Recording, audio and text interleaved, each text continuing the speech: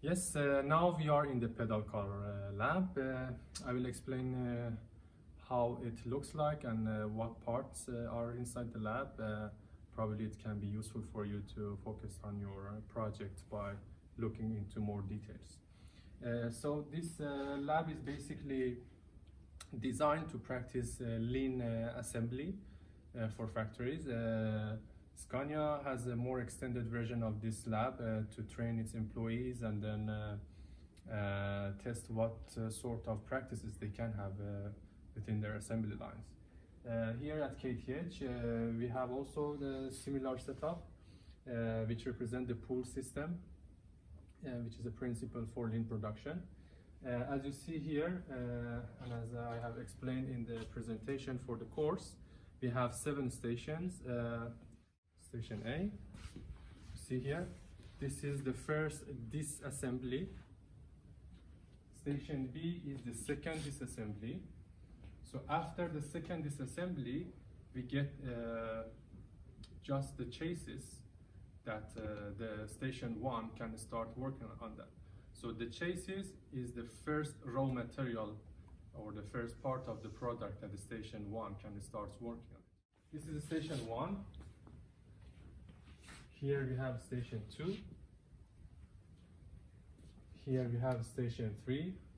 So you see each station, there are more parts that have been added to the chassis. And here is the final station, station 4, which is the complete setup product. But since we need to make sure that it has good quality, we also have a quality control station.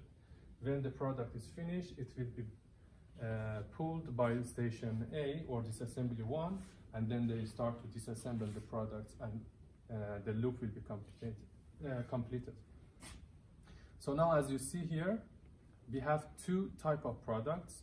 We have this red chassis and black chassis here. So that's why there are 2 variations of products. We also have that unknown system over there. If I have a problem with my disassembly in this station or even assembly, it doesn't really matter, and I need to stop the line, I press this button here, so you get the red line over there, and then the production manager or whoever is responsible will shut down the line to solve the problem in my station, and then when the problem is solved, I press on 0 and then the line starts continue to work.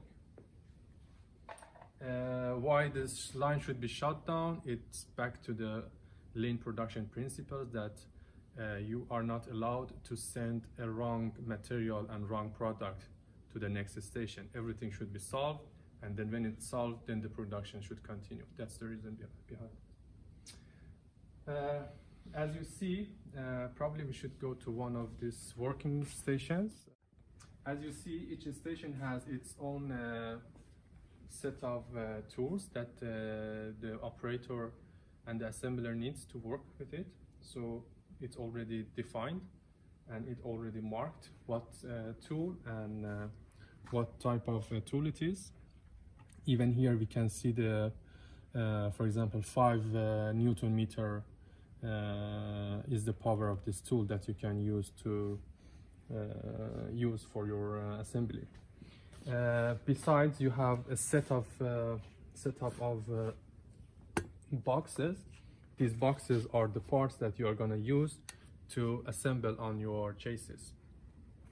How this lab is connected to digital lab, to logistic lab, is that we are trying to send the material from downstairs to here inside these boxes, and in this way these 2 labs will be connected. As you see, each part has its own part number. You see the quantity of the parts inside each of these boxes. For example, I take this one. These are for steer length.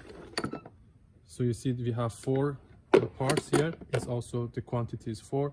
You have the name, you have the part number, and you also have this address for delivery to this part. So this is the address for the delivery.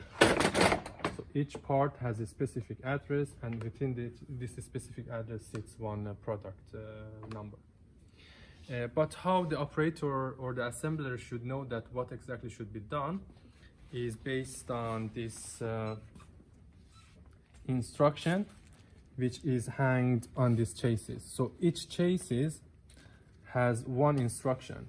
This is the chassis number 104155. So if we look at here on the chassis number, we see the same number here. So it means that this is a relevant instruction.